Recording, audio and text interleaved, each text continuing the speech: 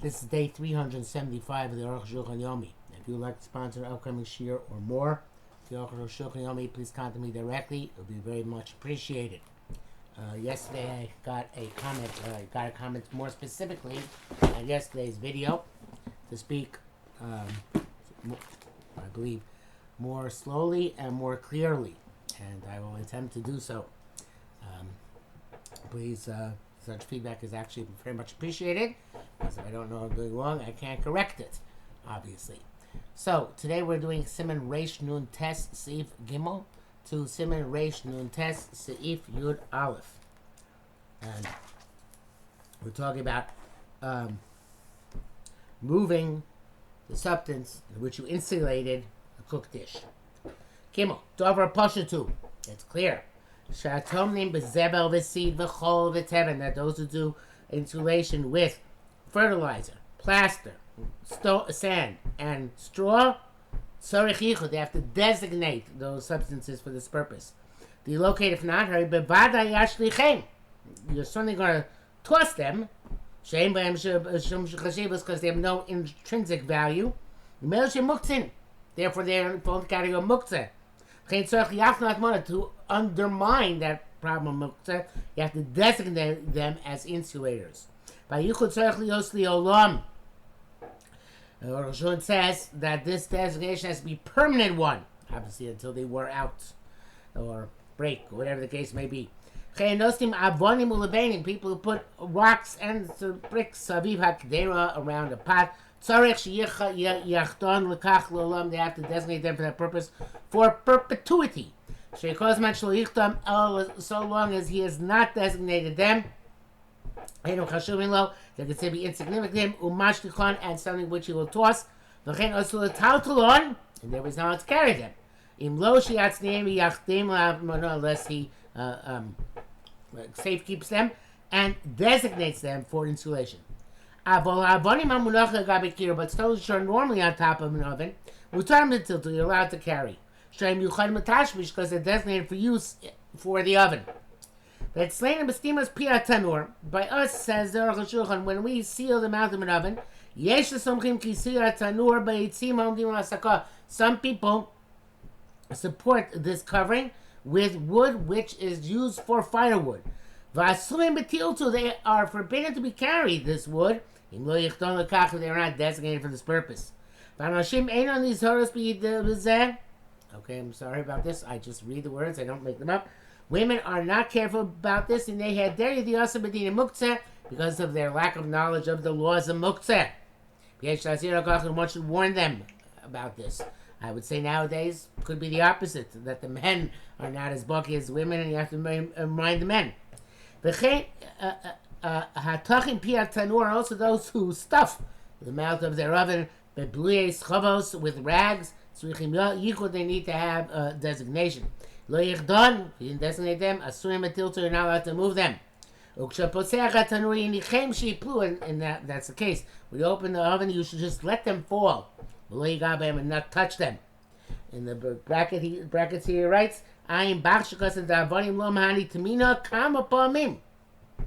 by stones, in fact, you were makmin them several times, doesn't work with tzarich iyun. So I'm clear. The truth is that if you actually use the stone, whatever it is, for hatmana on weekdays, then that in itself should be considered to be automatic designation. Obviously, we don't insulate probably on weekdays as much as they did, but I assume that they did from time to time, and that would also be considered a designation. And that's why the Arukh HaShulchan was bothered, perhaps like tzarich iyun. The B'nai Halacha does, however, bring the Bach and seems to hold like the Bach. Dalit, what should you do if you actually did insulate with something which you're forbidden to move? If some of the cover of the pot is open, below hagiza, without the bundle of flax or whatever else they use to insulate, minara kisui, you shake the cover, vein no flows in the wall. Meaning shenota kisui akera. You take the covering of the pot, in a place where it doesn't have those bundles cover it. And of course, the covering has the status of a vessel. Even though the bundle is on the covering, on the cover of the pot, when you carry the pot cover, you're carrying also the bundle. That is the concept of tiltum outside when you're carrying something indirectly. The kaimula we paskin the tiltum outside indirect carrying moving with tzorech davar hamutar for a purpose which is permitted. Mutar b'tiltul is permitted in carrying. Kamoshi's bar b'sim shin test. When I say carrying in this sense, I don't mean carrying, which is rabbim obviously. I mean carrying inside your house because of muktzah. Moving would be the more appropriate term. Why do we not say that the cover becomes a base for the bundle, and like any base for something which is forbidden, that you can't carry the base? That's if the top of the pot was made to for the use of the wool, the bundle of wool. In the contrary, the wool serves the pot to heat it up. Therefore, it's not possible to say that the covering should be a base for the bundle of wool. However, if the entire covering of the pot is covered with the bundle, there's nothing to do. And can you tell mazleg or something unless you take a fork or a knife or something else, to lift up the top of the pot and the bundle together. Bracket says that is Mogen Abraham Sif Cotton. Hey! Why is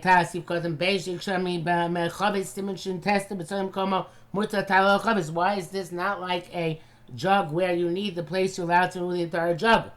Why did it allow you to move the pot? Ayin Sham. His question is astonishing. It's only if you need the place, and you don't need the place, you need what's inside the pot. Hey, Hatomi Bakupam Legis and Samer, somebody who insulates in a box full of bundles of wool. Shasa Taltum to carry on only the schara, such as this wool is made for is something you plant to sell. And you are careful not to get them dirty or to cause a loss to them. And you remove the pot, such a case where it was not covered completely. It's not completely covered with the wool. Then you want to put it back inside the box. You're allowed to put something back in an insulation situation. Mishnah Berurah clarifies specifically it's a davar she'eino mosif hefel, but doesn't add heat. As long as the hole in the wool where you're placing the pot is not ruined, you're allowed to put it back. Because you're not touching the bundles of wool. But if the hole got ruined, you got to push them side to side. Even if they're clear, even if you're not pushing directly, but you're doing it by the pot. Also, it's forbidden lachzira to put it back. But the tiltum minatzad mutar, how you say it's tiltum minatzad, it's indirect carrying. Zel tiltum ba'amah. That's by generic carrying. Avalok shetzarich hazizon harbei. But not when you have to move stuff around a lot. It does have a tiltum maj other than indirect pushing. All of a sudden achieves the status of direct pushing. Nevertheless, we don't forbid you to remove the pot. Because maybe the hole get ruined. It doesn't matter how you look at it. If it doesn't get ruined, you put it back. If it gets ruined, you won't put it back. It's about something which is not allowed to be moved on Shabbos. Muktzah. But he did have one something which is allowed to be moved. Moving mail, it's understood. There's no issue in putting it back. Even if the hole in the stuff got ruined. You can fix it with your own hands. Since you did the insulation, something which is you're allowed to, which is not muktzah. That's Rashi about Tosfos. But the Rambam writes another reason, why not to put it back if the hole got ruined. It's not a kind of muktzah mitam, but rather when the hole gets ruined and you fix it by put the stuff back by fixing the hole near a kimat min b'Shabbos. It looks like you are doing deliberate and initial installation on Shabbos. But in chiluk with davar nital, davar she'en nital, the b'shnei moser. So that's the case. We know the difference whether it's something which is muktzah or not muktzah. In both cases, it's also because it looks like hatmona, deliberate and initial hatmona on Shabbos. Bi'alacha seems to paskin that only if it's a muktzah substance, it's a problem. Arukh HaShulchan leaves it open, according to the Rambam, of course. Zayin, interesting, he doesn't make a determination between the Rambam and the Tosfos in the Raw. It seems like it's a Rabbanan, it's a suffix Rabbanan l'hakel. The machlek is Rabbanan, we go l'kula and say if it's niskalkel, it gets ruined. But with something which is not muktzah, you can reconstruct it. The hole in which you insulated. Zayin, itama kedera bedavar she'eno nita b'Shabbos. You put the insulated with something which can't moved on Shabbos. He saw bedavar nita up here, but you put it on top of it so that you're allowed to move Shabbos. Megala kisui, you open the top, v'ochesa bacteria and seize the pot, motzia and remove it. Uvadai kam rosh akter ponei midavar she'eno nita. Because also the top of the pot, I'm not sure you know this, has a space where it's not covered with the thing which you can't move. The opposite is true as well. If you cover the pot with something which you can't carry, but the atmana itself, the insulation was in something which you can carry. You move the stuff around the pot, and hold the pot, not the top of the pot, but the pot, and remove it. Even though the top is something which you can't move, it does become a base for the top. So indirect carrying. Even use something muktzah for your hatmona and you're covering the pot. If the pot itself, part of it is revealed, uncovered, no tamats you can take and put it back. If not, leg or sakin. And if not, well, you can't do it unless you take a fork or knife, like biakisi to pick up the cover, like we said previously. Skip here Mishnah Berurah. Mishnah Berurah says that you shake the pot. Well, this is a case where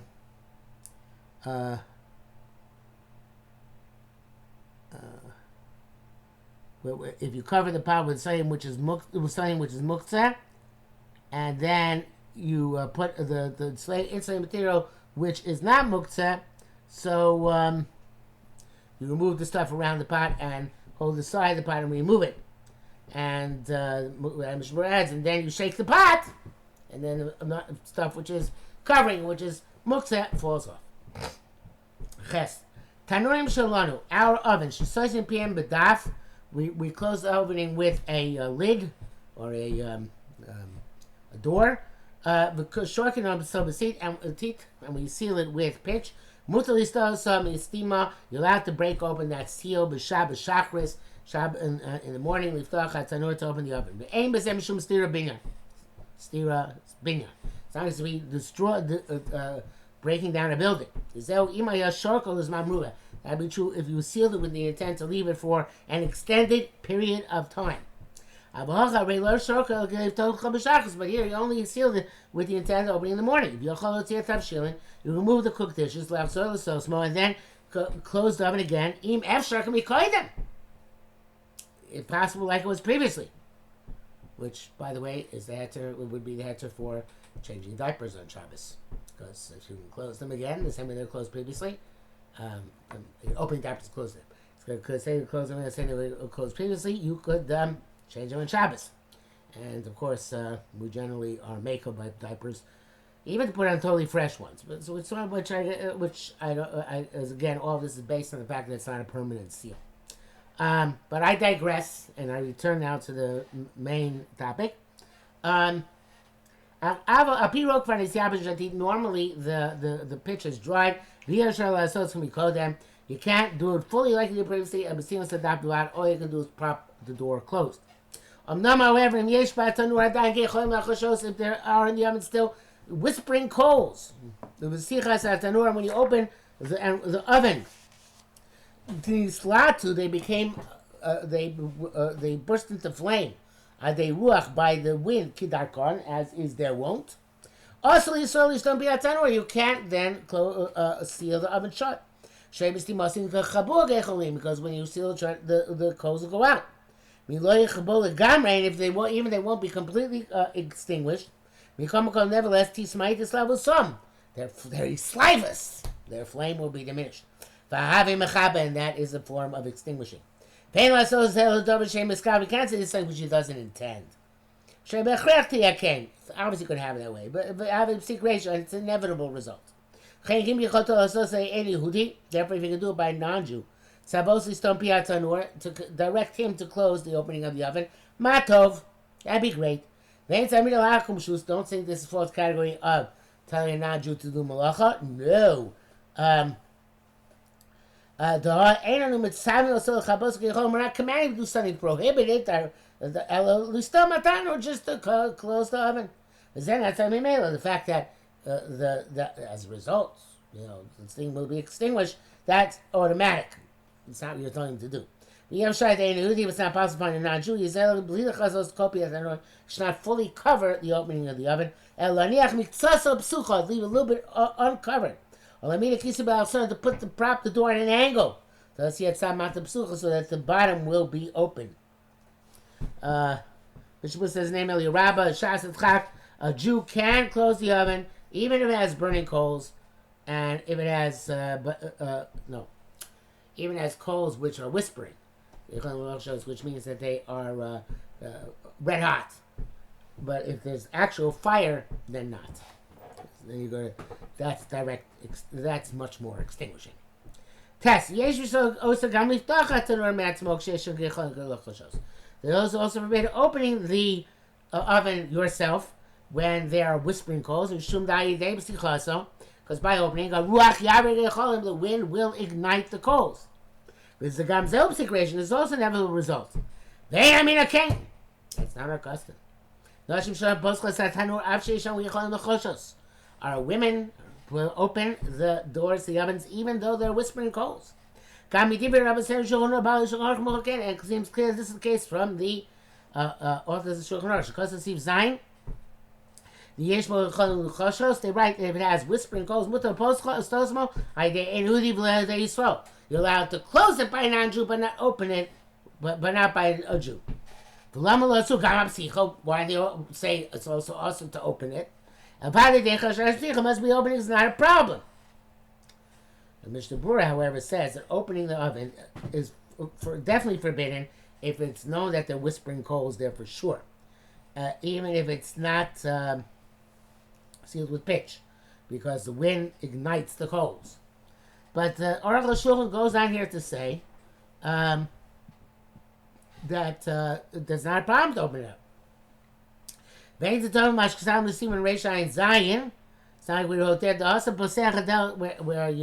there's a candle opposite the door, and you open the door, it doesn't there you open the door of the house, and the wind comes in from the courtyard. In other words, there is a significant amount of wind. And anyway, there the issue is that we're afraid of an uncommon wind. Because we have Matzia and we forbid even with a common wind, lest we come to allow an uncommon wind. But we open the oven into the house, not to the courtyard. There's no concern of ignition, nor of extinguishing.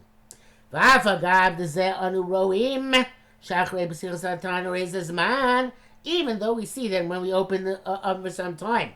The coals will look burning. The shell becoming even though before they looked as if they were banked. Nevertheless, when you opened the oven, you didn't do anything. It happened later on. And afterwards, also, it's not true ignition. Grama it's just causing ignition. Well, the head Yamin of Shabbos, the Grama Mutter. And the Gemara says Shabbos that causing ignition is not forbidden. It's permitted. Brackets, Mashkasa Mag Abraham Diz and Chula Sadeshan. That which Mag Abraham attributes to Salach Chuma Sadeshan. Tiyani, I am astonished. The Sham, Besimin Nuntes Lomai Cloud, then Nuntes Satoido Om, and Psichos Piatanor about opening the mouth of the oven. And Psichos Rechalon connected on air, but about opening the window opposite the cannon. I Sham. Near covers the Mag Abraham with the Sfila, Psichos Satanor, Dom Psichos Sakelis. Tell us. It seems Mag Abraham means to say that opening the oven is like opening the door out in front of the candle. Our aids the demon, there is no comparison to the Duke. Yud. I see that those someone wrote Sheish Osam Listam Tanur Cholim Lochashos now to close the oven when they're whispering coals Nechashash Avar because of a possibility of ignition. How so Sharuach Yod say Derech Nekev Katon, because since the wind is coming out through a small aperture when you're closing the oven. Daimil Mapoch, it's like a bellows. Umavi Yosether makes it causes greater burning, more intense burning in the oven, than if it would open completely. Or when you close the oven, you got to leave a big opening, so it doesn't get that bellows effect.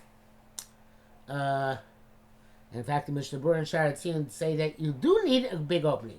But if you do leave a big opening, then even a Jew is allowed to close the oven with that big opening intact. But the Arukh HaShulchan says, and it's really astonishing. That many people argue. The prohibition of closing the oven is because of extinguishing, not because of igniting. It's clear that when the fire is actually burning, then you for sure can't seal it off completely. The vadai tichabek, or something will become extinguished. You'll left an open place, mutter transmissible. You need a place which is open to with some length to it. The locate ends a clue. If not, it's not going to be effective at all. So it's got to be a significant open space. That would you say that by opening the oven up, there's no prohibition of destruction. Rama writes the those who are stringent.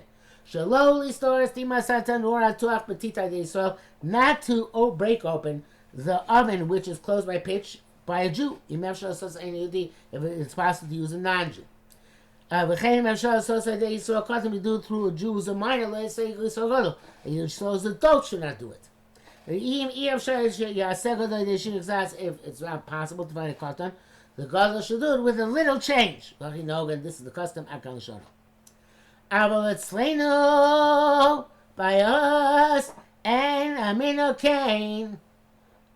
So that's not the custom. The Elio Rabba writes, Shamarash. Rabbo Shmarili Til Asoskin Lechat Chila.